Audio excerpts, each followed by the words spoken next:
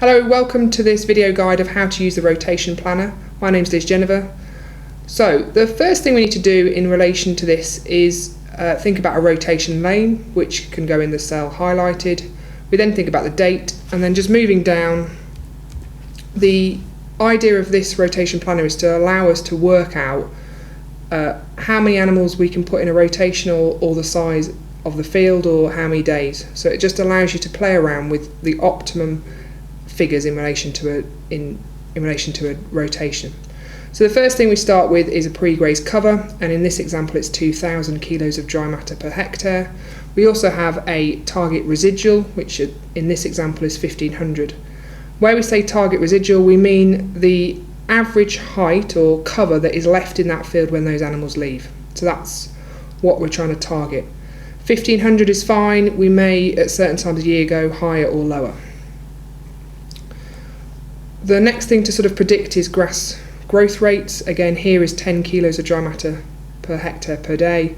This will vary during the time of year, and we can play with worst case by lowering it or best case by increasing it. Numbers of paddocks in the rotation, average size of paddock in hectares, length of time in paddock in days, and this gives us our duration of the rotation. So this is the number of days from leaving the first paddock to the time we come back to it. So again, in this example it's 56 days. We then have a box for utilization, so we know that under reasonably good grazing we're probably using over 75% of grass. If it's relatively lax, we're probably moving down to 50%. And this allows us to calculate the available feed while in the paddock. The next block of numbers is the number of stock. So in this example we've got 20 300 kilo animals, and we're predicting their intake to be about 2.5% of body weight. This means that their daily dry matter intake is 7.5 kilos of dry matter per head. So when we look at how this rotation works, in relation to the amount of available feed in paddock, we have a potential daily intake of 7.63. This means that the rotation works as in we're feeding the animals. So we're predicting they need 7.5, and in this current example there's 7.6 available, so it functions on that level.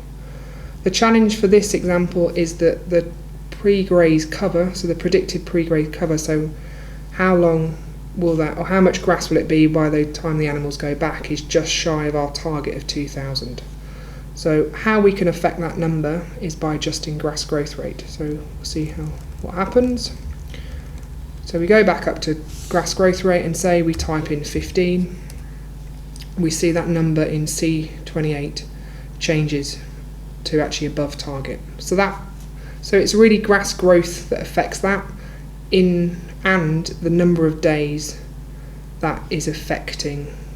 So the number of days those animals are in the field. So again, if we change that to 5 days that those animals are in the field from 7, we can see that number adjusts. So there's lots of numbers that sort of interlink in this, so it's just a case of playing around until the numbers slightly fit. What we can see from this example now though is there's actually a bit too much feed available in that paddock at 10.78, which actually means that in time we'll probably end up with slightly higher residuals and maybe slightly less utilisation. However, this can be altered. So if we think these animals, so 300 kilo steers or heifers perhaps, have a high requirement for dry matter, we can increase that 2.5% of body weight to 3, and this again increases their dry matter intake requirements, so again makes it closer to what we have available in that field. So we can keep adjusting numbers to sort of help us plan rotations and just see what the situation might be. So if we put grass growth round back to 10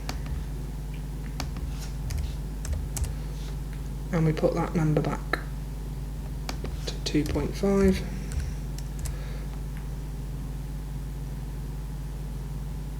and that number back to 7. So we can see at this level, this rotation will generally work. We have to manage to see we have to understand whether that pre-graze cover is dropping over time. It could be that actually grass growth has increased. It could be that animals are eating a bit more than predicted. So it gives us an idea of what that rotation may look like in the future. Hopefully that's been helpful, but that's how we use the rotation planner.